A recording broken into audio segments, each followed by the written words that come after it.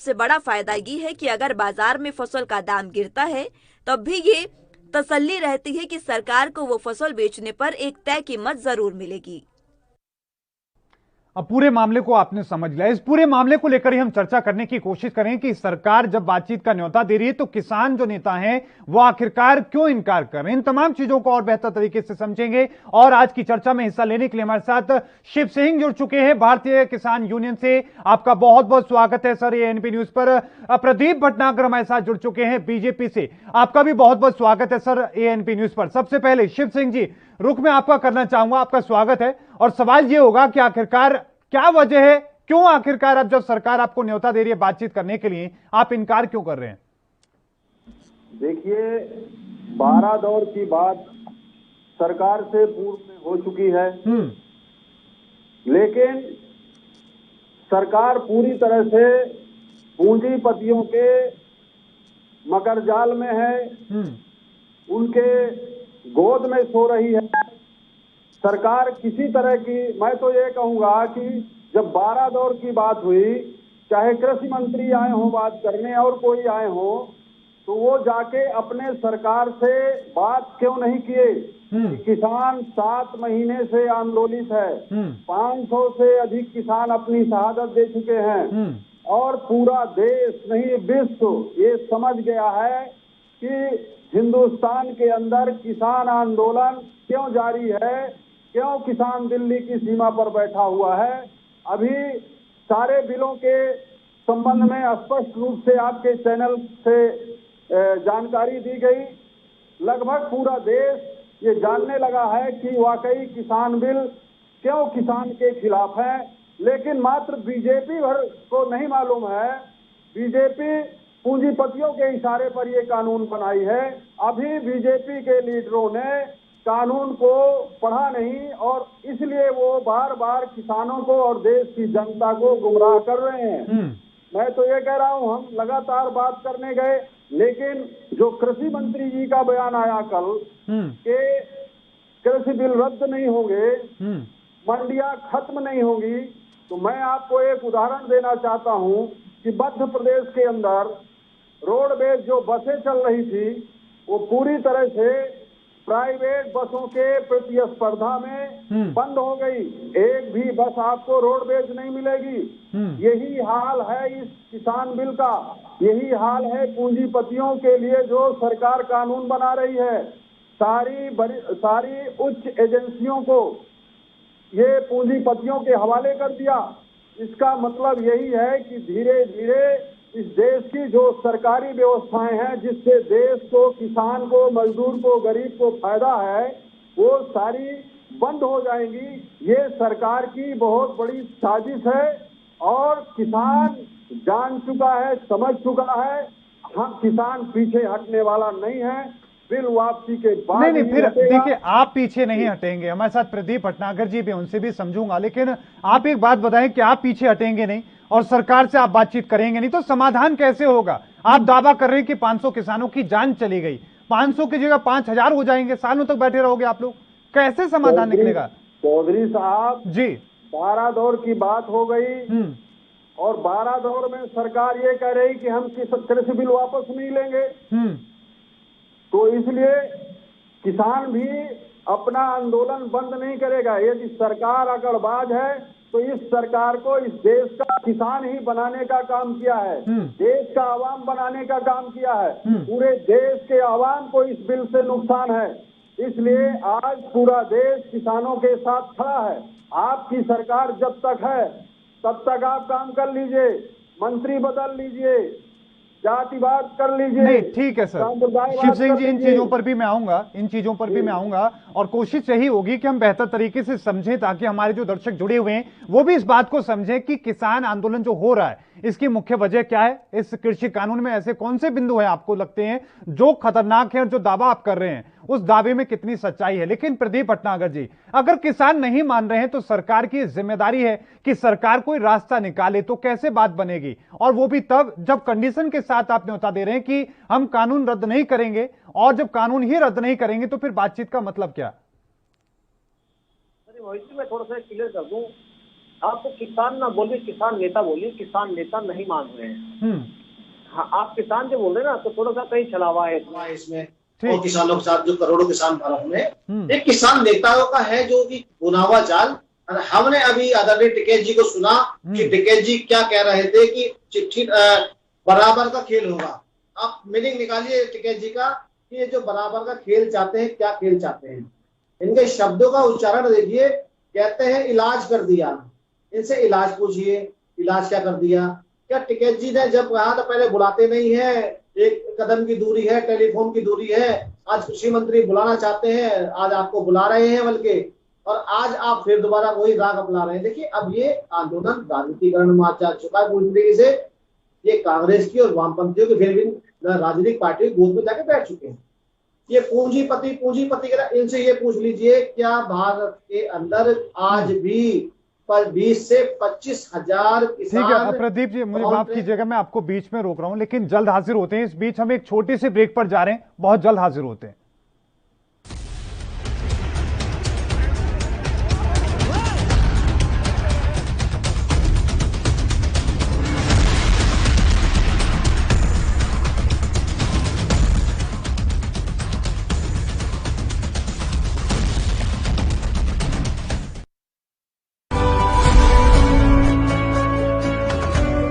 ਪੰਜਾਬ ਸਰਕਾਰ ਦੇ ਉਦਮਾਂ ਸਦਕਾ ਪੰਜਾਬ ਨੇ ਸਿੱਖਿਆ ਦੇ ਖੇਤਰ ਵਿੱਚ ਪਹਿਲਾ ਸਥਾਨ ਪ੍ਰਾਪਤ ਕਰਕੇ ਸਾਰੇ ਦੇਸ਼ ਵਿੱਚੋਂ ਸਿਖਰਲਾ ਸਥਾਨ ਮੱਲਿਆ।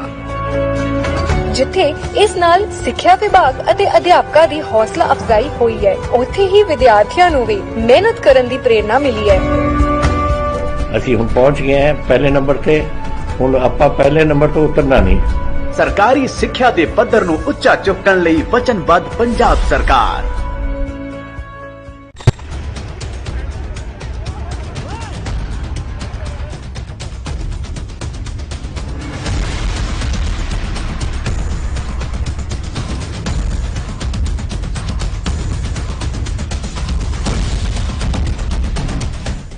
ब्रेक के बाद एक बार फिर से आपका स्वागत है। लगातार दोनों मेहमान हमारे साथ बने हुए हैं और कोशिश यही समझने की कि आखिरकार जब बात नहीं होगी तो इसका समाधान कैसे होगा। प्रदीप भटनागर जी, रुख में आपका करना चाहूंगा फिर से, और सवाल यही होगा, अगर किसान आंदोलन जो चल रहा है वो नहीं, अगर बात तैयार होता है तो बातचीत करने के लिए, तो रास्ता कैसे निकलेगा, समाधान कैसे निकलेगा? देखिए पहली चीज, मैं पहले भी एक क्वेश्चन आपके माध्यम से किसान नेताओं से कर चुका हूं कि आपका आज के टाइम में जो किसान, ये जो आपका संयुक्त मोर्चा है, कितने लोग हैं? ये लोग 10 के या 6 की संख्या में क्यों नहीं जाते बात करना है? आपका पैदल छोटा क्यों नहीं हो सकता? क्या बाकी नेताओं की क्या उपलब्धियां कम हो जाएगी? क्योंकि आप वार्ता चाहते हो तो वार्ता का आप सिस्टम भी बनाओ। पहले चीज देखिए, कहीं चीजें क्या है। आदरणीय जो हमारे महेंद्र जी टिकैत, महेंद्र जो टिकैत जी हैं, टिकैत जी राष्ट्रीय लोक दल को पश्चिमी उत्तर प्रदेश के अंदर खड़ा करना चाहते हैं, किसान आंदोलन की पीठ लगा के। आज जो नेतृत्व, आज जो चीजें आ रही सामने, पंजाब के अंदर, हरियाणा के अंदर जो नेता बनकर बैठे हैं हरियाणा के और पंजाब के, वहां कांग्रेस को मजबूती देना चाहते हैं। आप नरेश टिकैत का जिक्र कर रहे हैं, शायद महेंद्र सिंह टिकैत नहीं रहे अब, शायद नरेश टिकैत का जिक्र। नहीं, मैं थोड़ा सा मैं गलत बोल गया था। जी जी, ठीक है जी, मैं टिकैत साहब के बारे में कहता था, आदरणीय राकेश टिकैत जी के बारे में। आदरणीय राकेश टिकैत जी राष्ट्रीय लोकदल को खड़ा करना चाहते हैं, ठीक है, पश्चिम उत्तर प्रदेश के अंदर। इसलिए राजनीति करना तो बस 10 सेकंड को खत्म कर रहा हूं मैं। अगर देश के कृषि मंत्री ने अब धरातल पे, आप कह रहे जी उड़ रहे हैं, इनकी हवा निकाल दी, ये निकाल दी। आज देश का कृषि मंत्री आपको निवेदन कर रहा है, आपको हाथ जोड़ के आपसे कह रहा है कि आइए फिर बात करते हैं, बैठ के आपके मुताबिक बात करते हैं। मगर कृषि मंत्री ने पहले भी कहा, अभी भी कहा कि भाई जो भी ये बात करेंगे हम समन्वय करेंगे, मगर आप ये कानून को खत्म करने के विषय में ना करें। पहले क्या कहते थे किसानों के, जितने किसान नेता बन के बैठे हैं, पहले ये कहते थे कि सरकार वार्ता के लिए नहीं चाहती है, संशोधन नहीं चाहती है, हम एमएसपी पे गारंटी चाहते हैं, हम लिखित में आश्वासन चाहते हैं। आज ये पलट क्यों गए? आज ये डबल बात क्यों करने लगे? क्या इस बात का जवाब देंगे बैठ के? ये मोहित जी, ये आपके सामने ही बात हो चुकी है कि अब विषय में बात कीजिए, हमें एमएसपी पे गारंटी चाहिए, हमें लिखित में आश्वासन चाहिए कि हमारी जमीन नहीं चाहिए। सरकार ने वो भी आगे बोला, हाँ जी हम लिखित में देंगे हर चीज जो आप कहेंगे। जब ये कानून खत्म करने की बात करते हैं, सरकार ने पहले भी साफ कहा, कोई जेब में बात रख के नहीं बोला, कोई पीठ पीछे नहीं बोला कि जी आप कानून खत्म करने के बारे में ना बात करें, हर विषय में बात करेंगे, हर चेंजिंग की बात करेंगे, फिर काय की दिक्कत आ रही है?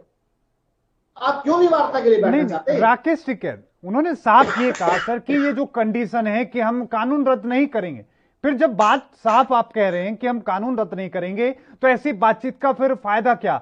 11 दौर की 12 दौर की बातचीत हो चुकी है और उसमें भी लगातार आप लोग यही अड़े रहे कि हम कानून रद्द नहीं करेंगे। उनका यह कहना है जब कानून ही रद्द नहीं करना है तो फिर बातचीत का मतलब नहीं है कुछ।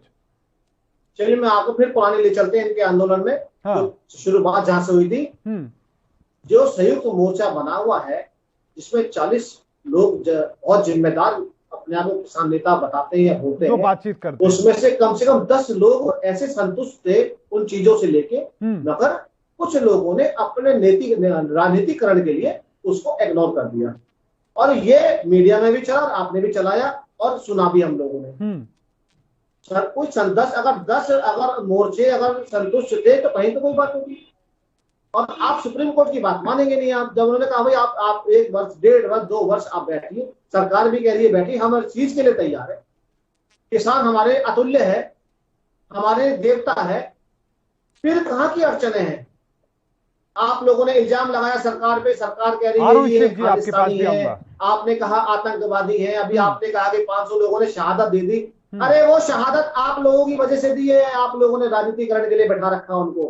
और हमें देखा किस तरह महिलाओं के साथ और बच्चियों के साथ और किस युवा किसानों के साथ है, वो भी हमने देखा है। और आज की तारीख में त्रास है दिल्ली बॉर्डर के लोग, किसान जो बैठे हैं, जो त्रास है आज वो दिखाई नहीं दे रहे, आज ये पक्के मकान बना रहे हैं। नहीं लेकिन जनता के लिए जी जो आपका दावा है, जिस तरीके से आप अपनी बात करें, फिर सवाल खड़ा ये होता है कि आखिरकार इतनी भारी संख्या में किसानों के मन में ये संशय पैदा कैसे हुआ, ये डर पैदा कैसे हुआ, क्यों आखिरकार नए कृषि कानूनों को लेकर सवाल उठने शुरू हुए? वही तो मैं कह रहा हूँ, आप जो किसानों के बारे में कहते हैं, आप किसान नेता बोलिए ना। आप नहीं सर, ये देखिए ये सच्चाई तो आपको माननी पड़ेगी। देखिए आप चाहे हरियाणा में चले जाइए, पूरे देश में बेशक नहीं कि आप कह सकते कि पूरे देश में स्थिति है, लेकिन आप हरियाणा, पंजाब और खासतौर पर उत्तर प्रदेश की बात करें तो पश्चिमी जो उत्तर प्रदेश है वहां पर इसका काफी असर है, राजस्थान में काफी असर है। वहां आज भी लोगों में, किसानों में डर है कि नए कृषि कानून आने से उनकी जमीनें छिन जाएंगी, उनको डर है कि उनका एमएसपी खत्म हो जाएगा, ऐसा डर है उन लोगों में।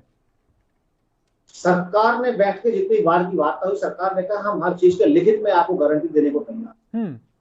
तो ये चुप क्यों हो गए? आप मुझे बताइए, 26,000 से ऊपर हमारे यहाँ भारत के अंदर किसान हैं, क्या इतने बड़े पूंजीपति हमारे भारतवर्ष के अंदर की 26,000 किसान जो अपना जो खेती करके पालन करते हैं उसकी क्या सारी जमीन कैप्चर कर लेंगे? आप बताइए, कम से कम हजारों मंडियां हैं, क्या मेरे घर आपके घर सब्जी आती है ठेली पे, क्या हम रिलायंस या जितने भी जो आउटलेट बने वहां जाते हैं? हजारों गलियों के अंदर मंडियां हैं, मोहल्ले के अंदर मंडियां हैं, वो कहाँ सब्जी लाते हैं? वो क्या रिलायंस से जाके, बंबई से जाके लेके आएंगे या गुजरात जाएंगे अडानी के पास, वहां सब्जी खरीद के लेके हमारे मोहल्ले में बेचेंगे? चलिए और बेहतर तरीके से हम समझ लेते हैं कि आखिरकार किन बिंदुओं पर आपत्ति है। लास्ट कमेंट मेरा। हाँ मोहित जी, मैं ये कहना चाहता हूँ, मैं तो फिर निवेदन करूंगा, आपका आंदोलन अतुल्य है, सम्माननीय है, मैं भी दमन करता हूँ, मगर इसे राजनीतिकरण में ना ले जाइए। आप कृषि मंत्री ने अगर पहल करी है, भारत सरकार ने पहल करी है, तो आपसे निवेदन है, मेरा भी निवेदन है कि आप आगे आइए और वार्ता शुरू कीजिए। बिल्कुल। शिव सिंह जी 3 बिंदु हैं सर, आपने उनकी सारी बातें सुनी और सबसे पहले मैं समझने की ये कोशिश करना चाहूंगा कि उन्होंने कहा कि मुद्दे बदल चुके हैं। आंदोलन के पहले शुरुआत में आपकी जो मांगे थी वो कुछ और नजर आती थी और आज जो आपकी मांगे हैं वो कुछ और नजर आती हैं। तस्वीरों में नजर भी आता है कि कैसे बीते रोज राकेश टिकैत अपने कंधों पर सिलेंडर लिए खड़े नजर आते हैं, कैसे धारा 370 को लेकर बयान देते नजर आते हैं और कैसे जो उन्होंने नेताओं का जिक्र किया, चुनावी तौर पर, राजनीतिक तौर पर आंदोलन को लेकर उन्होंने बात कही। हमने ये भी देखा कि गुरनाम सिंह चड़ोनी जो कि हरियाणा में आपके प्रदेश अध्यक्ष हैं, उन्होंने द्वारा किस तरीके से चुनाव लड़ने की लेकर बात कही गई, इन तमाम चीजों को लेकर क्या कहेंगे सर? जिस तरह से सरकार का रवैया है, 7 महीने से ऊपर आंदोलन चल रहा है, सरकार ने कोई सार्थक बात नहीं किया, ये हम बार बार दोहरा रहे हैं। लेकिन जिस तरह से सरकार ने, क्योंकि अब ये हालात देश के अंदर पैदा हो गए हैं कि सरकार ने कृषि कानून बनाया, वो किसानों के खिलाफ है, किसान आंदोलित है। उसके बाद भी कोरोना से क्या हाल हुआ देश के अंदर, और इसके बाद महंगाई आई, तो महंगाई से सबसे ज्यादा किसान पीड़ित है, देश का आवाम पीड़ित है। आज डीजल की महंगाई के कारण 100 के पार हो गया डीजल। मैं तो ये कहूंगा कि भारतीय जनता पार्टी के लोग रोटी खाते हो तो अंतरात्मा से सोचें कि किसान कैसे गल्ला पैदा करेगा इतनी महंगाई के डीजल में। जो किसान 2 से 3 बार 4 बार खेत की जुताई करता था, आज उसके पास ये संकट है कि एक बार भी जुताई के लिए उसको सोचना पड़ रहा है। नहीं देखिए, तो फिर वही बात है। देखिए, ये आपकी इन बातों को सुन करके जो महसूस होता है वो महसूस ये होता है कि आप लोग समाधान नहीं चाहते हैं। आप वही चाहते हैं कि इस आंदोलन को लटकाए रखना चाहते हैं, चाहे आप पेट्रोल डीजल की कीमतों को लेकर बात करें, धारा 370 को लेकर बात करें, या फिर तमाम अलग अलग तरह के बिंदुओं को लेकर बात करें। ऐसा लगता है कि आप समाधान नहीं चाहते, आप इसको लटकाना चाहते हैं। आपके बिंदु क्या थे शुरुआत में कि नए कृषि कानूनों को लेकर, कि उसमें जो कमियां हैं उसको ठीक करो, एमएसपी को लेकर कानून बनाओ। वो एमएसपी के कानून यहां तक कैसे पहुंच गए सर? देखिए, जो कृषि कानून है, जो ठेका खेती है, तो ठेका खेती हो, हम एमएसपी की गारंटी चाहते हैं, स्वामीनाथन आयोग की रिपोर्ट लागू करें।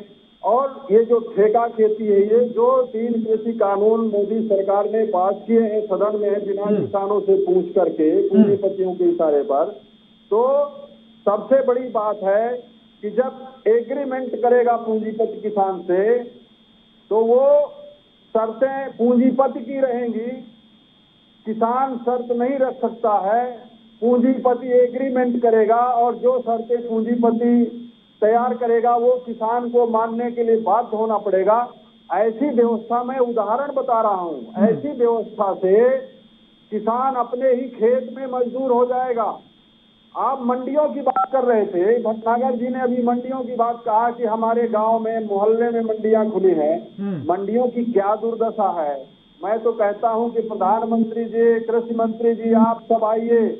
आप कह रहे थे कि आंदोलन केवल हरियाणा, पंजाब और उत्तर प्रदेश में है। मैं तो मध्य प्रदेश के लिए आमंत्रण दे रहा हूं कि आप आइए।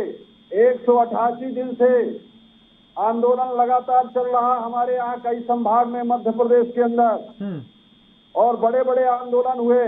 और सर्वे करा लें किसानों से, सरकार सर्वे करा ले। सर्वे से अपने आप मालूम हो जाएगा कि किसान सरकार के इन बिलों के पक्ष में है कि बिलों के विरोध में है। बात खत्म हो जाएगी। और रहा सवाल कि 40-50 लीडर बात करने जाते हैं, उसमें 10 लीडर सरकार के पक्ष में थे, तो वो जो तमाम फर्जी संगठन आपने बनवाया, आपने सबसे पहले सरकार के, देखिए ऐसी बात मत कीजिए। देखिए शिव सिंह, देखिए बहुत अनुभवी व्यक्ति हैं आप। नहीं, आप देखिए, आप जो बात आप कह रहे हैं, यही बात तो बीजेपी या सरकार कह सकती है कि भी जो ये लोग जो प्रदर्शन कर रहे हैं, या फिर ये लोग जो हमारे साथ बातचीत करने के लिए आते हैं, ये भी फर्जी संगठन है, वो भी ये कह सकते हैं। तो आप किस आंकलन पर, किस आधार पर आप किसी को फर्जी या फिर सही जो दे पाएंगे? क्योंकि ऐसे बहुत सारे संगठन हैं जो आपके साथ हैं, जो अभी आंदोलन शुरू होने के बाद बने हैं।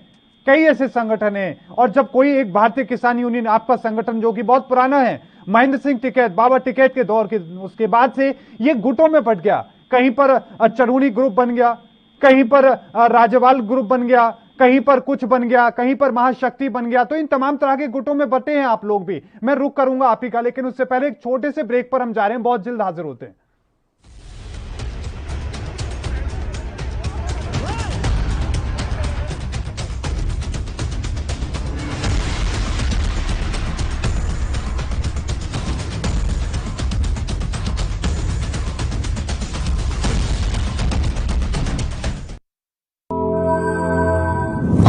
अपनी मंजिल ਵੱਲ ਆਸਾਨੀ ਨਾਲ ਕਦਮ ਵਧਾ ਸਕਣ, ਇਸ ਲਈ ਪੰਜਾਬ ਸਰਕਾਰ ਦੁਆਰਾ ਔਰਤਾਂ ਲਈ ਮੁਫਤ ਬੱਸ ਸਫ਼ਰ ਦੀ ਸ਼ੁਰੂਆਤ ਕੀਤੀ ਗਈ, ਜਿਸ ਦੇ ਨਾਲ ਪੰਜਾਬ ਦੀਆਂ ਸਰਕਾਰੀ ਬੱਸਾਂ ਵਿੱਚ ਔਰਤਾਂ ਕਿਤੇ ਵੀ ਮੁਫਤ ਆ ਜਾ ਸਕਦੀਆਂ ਹਨ। ਸੁਰੱਖਿਆ ਉਹਨਾਂ ਦੇ ਸੁਪਨਿਆਂ ਵਿੱਚ ਰੁਕਾਵਟ ਨਾ ਬਣੇ, ਇਸ ਲਈ ਮਹਿਲਾਵਾਂ ਦੀ ਸੁਰੱਖਿਆ ਲਈ ਬੱਸਾਂ ਵਿੱਚ ਪੈਨਿਕ ਬਟਨ ਅਤੇ VTS ਦੀ ਸੁਵਿਧਾ ਵੀ ਪ੍ਰਦਾਨ ਕੀਤੀ ਗਈ ਹੈ, ਤਾਂ ਕਿ ਕਿਸੇ ਵੀ ਤਰ੍ਹਾਂ ਦੀ ਪਰੇਸ਼ਾਨੀ ਆਉਣ ਤੇ ਸਫ਼ਰ ਕਰ ਰਹੀਆਂ ਔਰਤਾਂ ਨੂੰ ਤੁਰੰਤ ਮਦਦ ਕੀਤੀ ਜਾ ਸਕੇ। ਮਹਿਲਾ ਸਸ਼ਕਤੀਕਰਨ ਲਈ ਵਚਨਬੱਧ ਪੰਜਾਬ ਸਰਕਾਰ।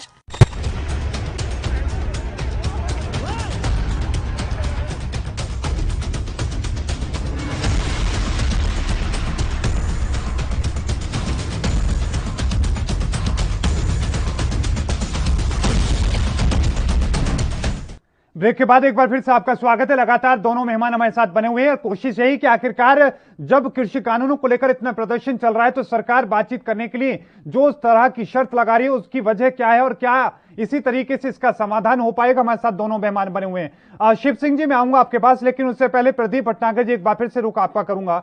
एक बहुत अच्छी बात उन्होंने कही, उन्होंने कहा कि हमें आज ऐसे मोड़ पर लाके खड़ा कर दिया कि हमें पूंजीपतियों की शर्तों को मानने के लिए बाध्य होना पड़ेगा, ये जो कानून है उस कानून की वजह से। और ये सिर्फ शिव सिंह जी की बात नहीं है, ये बहुत सारे ऐसे किसान हैं जिनके द्वारा इस बात को लेकर कहा जा रहा है, बहुत सारी बातें कही जा रही हैं। उनका रहा कि हमारी खुद की जमीन पर हमें मजदूरी करनी पड़ेगी। मोहित जी, ये जो सेंटेंस है ना, थोड़े से वो टेढ़े मेढ़े हैं। किसान को मजदूरी करनी नहीं पड़ेगी, किसान तो मजदूरी कर रहा है और परिवार दर परिवार कर रहा है मजदूरी।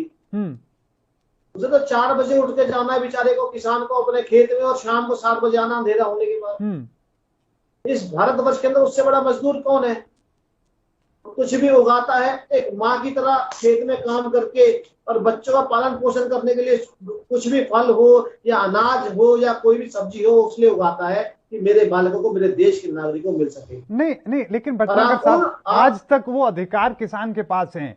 ये जो जिक्र इन्होंने किया है कॉन्ट्रैक्ट फार्मिंग को लेकर किया है कि किस तरीके से वहां पर जो मर्जी होगी पूंजीपति की या फिर ठेकेदार की, वो क्या बोता है, किस कीमत पर उसको बेचता है, किसान को इससे मतलब नहीं होगा। इशारा उनका कहीं ना कहीं उस तरफ है।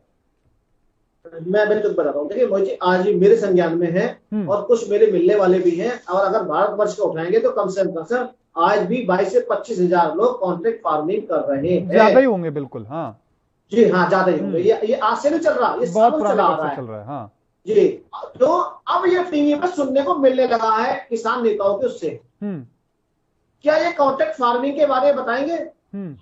ये कॉन्ट्रैक्ट फार्मिंग कितने साल की होती है? हम वो किराए पे मकान लेने जाते हैं, 11 महीने का एग्रीमेंट होता है और वो सिक्योरिटी जमा करता है 2 महीने की, फिर किराया देता है, एडवांस में लेता है, कोई मकान मालिक जब किराया पे देता है। तो कॉन्ट्रैक्ट फार्मिंग भी टोटल जो है कागजों पे होती है और उसमें भी कानून के एक्ट होते हैं कि स्पष्टीकरण नहीं देते। और आज ही जो गन्ने की बात कर रहे थे, गन्ने के अंदर, अगर गन्ने की बात करते, कभी पूछा पश्चिम उत्तर प्रदेश के अंदर कि पहले गन्ना जो 40% उगता था आज 80% 90% क्यों उगने लगा है? जो चीनी मिले चंद दिन के लिए चलती थी आज 3-3 महीने क्यों चलने लगी है?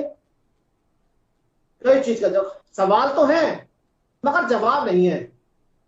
ठीक है, आपको जवाब भी देने पड़ेंगे। पहली चीज, अभी सरकार में रहते हुए सर आप सवाल करने के बजाय बल्कि समाधान दें तो ज्यादा बेहतर होगा, तभी इस आंदोलन का कुछ ना कुछ समाधान हो पाएगा। नहीं, लेकिन भटनागर जी ये तो सच्चाई है। देखिए कितने दिनों से लगातार जो आंदोलन चल रहा है और कोई छोटी संख्या नहीं है कि 10, 20 या 100 लोग वहां पर बैठे हैं। ये भी आप मानते हैं कि बहुत भारी संख्या में, और यही वजह है कि इतनी भारी संख्या में आप लोगों ने वहां पर सुरक्षा बल भी तैनात कर रखे हैं। लेकिन शिव सिंह जी, आप अपनी बात भी पूरी कीजिएगा। दूसरा, अगर हम बात करें आज कौन सी बिंदु पर आपको आपत्ति है और जो भटनागर जी ने कहा उससे क्या आप आश्वस्त हैं? देखिए, हम लोगों की जो मांग है हम लोगों ने स्पष्ट कर दिया है। आज नहीं, 1 साल से हम लोग स्पष्ट कर रहे हैं। आप यदि किसान से बात किए होते, बात करने के बाद आप सदन में पास करते, वहां पर आप बहुमत परीक्षण कराते तो एक आम राय बनती, जो उसमें कमियां होती सुधार होता, और यदि पूरी तरह से कमियां होती तो फिर उसको लागू करने में पूरी तरह से विरोध होता। तो आपने ना तो किसान से बात किया, ना तो सदन में आपने बहुमत परीक्षण कराया, आपने आनन फानन में किसान बिल पास कर लिया। अब अभी आप कह रहे थे कि बहुत सारे किसानों के संगठन हो गए हैं, अब पहले बहुत कम संगठन से अब तमाम वक्त। तो देखिए ये राजनीतिक दलों का भी यही हाल है। घर में भी 2 भाई। शिव सिंह जी, वो इस बात पर कहना था कि जब आप ये कह रहे थे कि ये जो सरकार के पास जो कानूनों का समर्थन करने के लिए पहुंच रहे हैं वो फर्जी हैं, उस बात पर यह है कि आप अगर वो फर्जी हैं तो जो आंदोलन चल रहा है उसमें भी एक ही संगठन के 4-4, 5-5 उसके खंड हो गए हैं, क्या वो भी फर्जी हैं सर? इस तरीके से हम आकलन कैसे कर पाएंगे? हम किसी भी किसान संगठन को जो आज आंदोलन पर दिल्ली पर बैठा हुआ है, हाँ, लगातार 7 महीने से, हम उसको किसी को फर्जी नहीं कह सकते। जो समर्थन कर रहे हैं सर, कौन समर्थन कर रहा है? बहुत सारे संगठन हैं, क्योंकि जो सरकार दावा कर रही है वो ये कह रही है कि हमारे पास बहुत सारे संगठन ऐसे हैं जिन्होंने लिखित तौर पर इन नए कृषि कानूनों की तारीफ की है। बल्कि शुरुआत में तो राकेश टिकैत का वो बयान एक अखबार में काफी उसको लेकर प्रचारित किया गया, हालांकि बाद में राकेश टिकैत ने उसका खंडन कर दिया। लेकिन आज भी बहुत सारे संगठन ऐसे हैं जो नए कृषि कानूनों के समर्थन खड़े हैं, ऐसा सरकार का दावा है। देखिए, वो तो जब कमेटी बनी थी तो उसमें जो लोगों को रखा गया था वो खुद कुछ वापस आ गए और जो नहीं आए वो संगठन से अलग हो गए। लेकिन आज की डेट में तो मैं कहूंगा, आप बार बार कह रहे हैं भटनागर जी बार बार कह रहे हैं कि ये नेता चला रहे हैं, तो अब ये किसान आंदोलन ये नेताओं का नहीं है। शायद प्रदीप भटनागर जी तक आवाज नहीं पहुंच रही, उसको ठीक करने की कोशिश करते हैं। शिव सिंह जी अपनी बात पूरी करें आप। प्रदीप भटनागर जी की आवाज की शायद दिक्कत है, वो बार बार इसको इशारा कर रहे हैं। अभी भटनागर जी कह रहे थे कि ये जो है किसान नेताओं का आंदोलन है, तो मैं उनको बताना चाहता हूं कि ये पूरे देश के किसानों का आंदोलन है। और जहां रही बात कि किसान महंगाई का मुद्दा उठा रहा है, कोरोना का मुद्दा उठा रहा है, तो अब मैं एक और बात बताना चाहता हूं कि अब इस देश में जो भी अलोकतांत्रिक कदम मोदी सरकार उठाएगी उसके खिलाफ अब किसान ही देश में खड़ा होगा। किसान के ऊपर ही ये देश भरोसा कर रहा है। शिव सिंह जी, देखिए आपकी बात ठीक है, अगर आपकी बात ठीक है, लेकिन फिर उस लिहाज से तो क्या आप लोग खुद चुनाव भी लड़ेंगे? जिस तरीके से गुलाब सिंह चरोनी ने फैसला किया है कि वो चुनाव लड़ेंगे, या इनके अलावा बाकी बहुत सारे ऐसे लोग हैं जो चुनाव लड़ने की बात कर रहे हैं, या फिर बहुत सारे ऐसे लोग हैं जो चुनाव लड़के आए हैं, हारे हैं और जमानत जब्त हुई है, वो लोग यहाँ पर बैठे हैं। वो बात ठीक है, कब लड़े रहे होंगे चुनाव, लेकिन आज के डेट पर हम किसान के हित में किसान हैं, इसलिए किसान के हित की लड़ाई लड़ रहे हैं। और अभी चुनाव से कोई लेना देना नहीं है, आगे जब चुनाव होगा तो देखा जाएगा। लेकिन अभी चुनाव की कोई, चलिए ठीक है, चुनाव को लेकर कोई चर्चा नहीं है।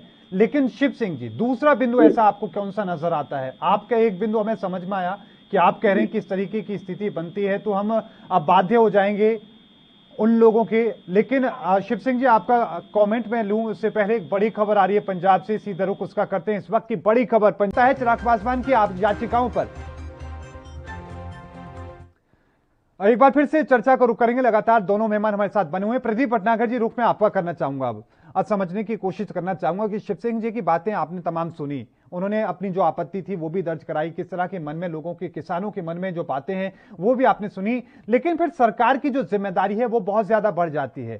सरकार अब ऐसे में क्या कदम उठाएगी? अगर किसान बातचीत करने के लिए भी तैयार नहीं है, वो आंदोलन खत्म करने के लिए भी तैयार नहीं है, तो सरकार का अगला क्या कदम होगा? कैसे इसका समाधान करेगी? देखिए, आपने अभी बहुत बड़े किसान नेता का नाम लिया था, स्वर्गीय श्री महेंद्र जी टिकैत साहब जी। और वो एक शख्सियत थी अपने आप में। उन्होंने कभी मंच पे या कभी टेंट लगा के सभा नहीं करी, कोई पंचायत नहीं करी। जिस छत में बैठ गए, जिस खेत में बैठ गए, वहां पंचायत जाती थी और महापंचायत जाती थी, वो भी दिन देखे। पर उनको मैंने उत्तर प्रदेश की बसपा सरकार और समाजवादी पार्टी सरकार को हिलाते देखा, केंद्र को हिलाते देखा और अपनी बात को रखते हुए भी देखा। मगर टिकैत साहब ने ये चीज नहीं सिखाई कभी आंदोलन के अंदर कि आप रोड जाम कीजिए, आप जनता को परेशान कीजिए, आप ट्रैक्टर चढ़ा दीजिए पुलिस कर्मियों पे, आपको अराजकता फैलानी है। ये तो नहीं सिखाया उन्होंने कभी भी।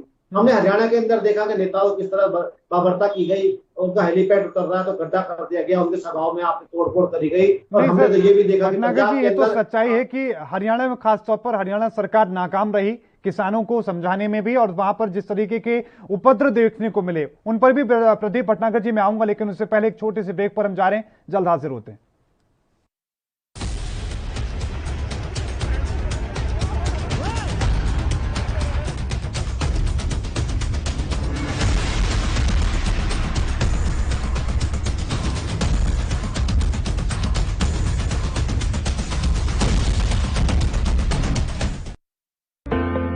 हर धी पढ़ लिख के अपने माँ-बाप ਅਤੇ ਪੰਜਾਬ ਦਾ ਨਾਂ ਰੋਸ਼ਨ ਕਰਦੀ ਰਹੇ। ਇਹੀ ਹੈ ਪੰਜਾਬ ਸਰਕਾਰ ਦਾ ਸੁਪਨਾ। ਪੰਜਾਬ ਸਰਕਾਰ ਨੇ 1 ਜੁਲਾਈ ਤੋਂ ਧੀਆਂ ਲਈ ਉਹਨਾਂ ਦੇ ਵਿਆਹ ਤੇ ਦਿੱਤੇ ਜਾਣ ਵਾਲੀ ਆਸ਼ੀਰਵਾਦ ਰਾਸ਼ੀ ਨੂੰ 21,000 ਤੋਂ ਵਧਾ ਕੇ 51,000 ਕਰ ਦਿੱਤਾ ਹੈ। ਇਸ ਸਕੀਮ ਤਹਿਤ ਹੁਣ ਤੱਕ 2,58,000 ਲਾਭਪਾਤਰੀਆਂ ਨੂੰ 517 ਕਰੋੜ ਦੀ ਰਾਸ਼ੀ ਆਸ਼ੀਰਵਾਦ ਦੇ ਤੌਰ ਤੇ ਦਿੱਤੀ ਗਈ ਹੈ। ਹੁਣ ਰੌਣਕ ਹੋਵੇ ਚਾਰ ਚੁਫੇਰੇ, ਹਰ ਧੀ ਮਾਣੇ ਖੁਸ਼ੀਆਂ ਖੇੜੇ।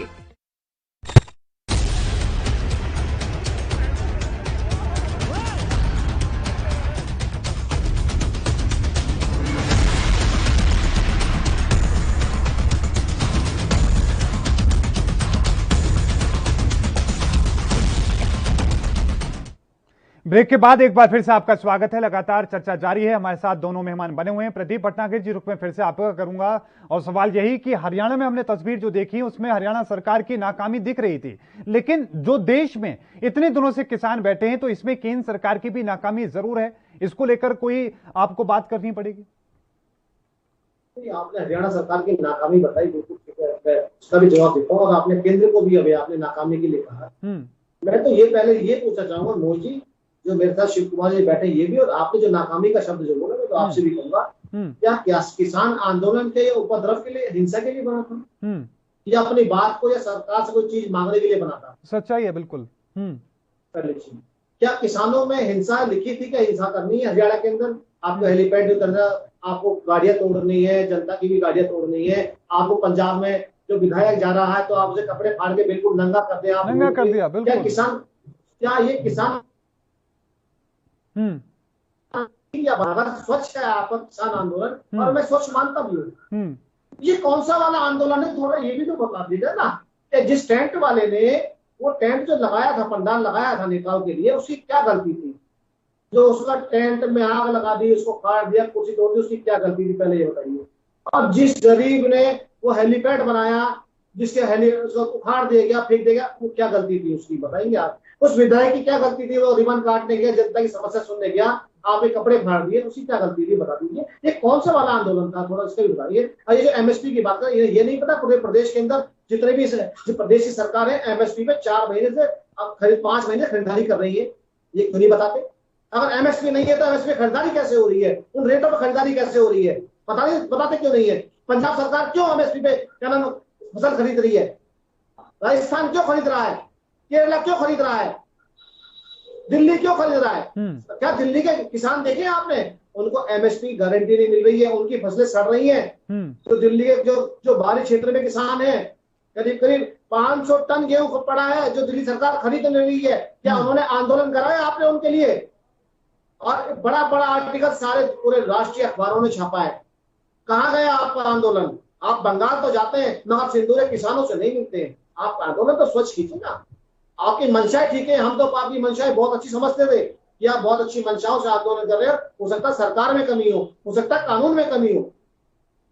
जैसे जैसे दिन बढ़े हमने भी पढ़ा, इन्होंने भी पढ़ा और जनता ने भी देखा, जनता ने भी बहुत सहयोग दिया कि नहीं किसान ठीक है और किसान आंदोलन बिल्कुल ठीक है, स्वच्छ है गंगा जी की तरह। ठीक है सर। मगर चलते चलते चलते हमने किसान आंदोलन का प्रारूप देखा, किसान नेताओं की हमने निगाहें देखी और आज ये किसान आंदोलन पूरा राजनीतिक रण में तब्दील। ठीक है, आप बहुत गंभीर बात कह रहे हैं, लेकिन कुछ चीजें हैं जिन पर सवाल उठने लाजमी भी हैं और भी सवाल आपसे पूछने हैं, लेकिन उससे पहले शिव सिंह जी जवाब देना चाह रहे हैं इस पर। और सवाल शिव सिंह जी आपसे भी ये होंगे कि हमने तस्वीरें देखी हैं कि किस तरीके से एक राज्य के मुख्यमंत्री के हेलीपैड को उतरने नहीं दिया जाता, किस तरीके से एक डिप्टी सीएम के कार्यक्रम में वहां पर भारी संख्या में भीड़ पहुंच जाती है और उसके बाद वहां पर हंगामा खड़ा करना शुरू कर देती है। हमने देखा है कि किस तरीके से नेशनल हाईवे को कई कई महीनों के लिए बाधित कर रखा है।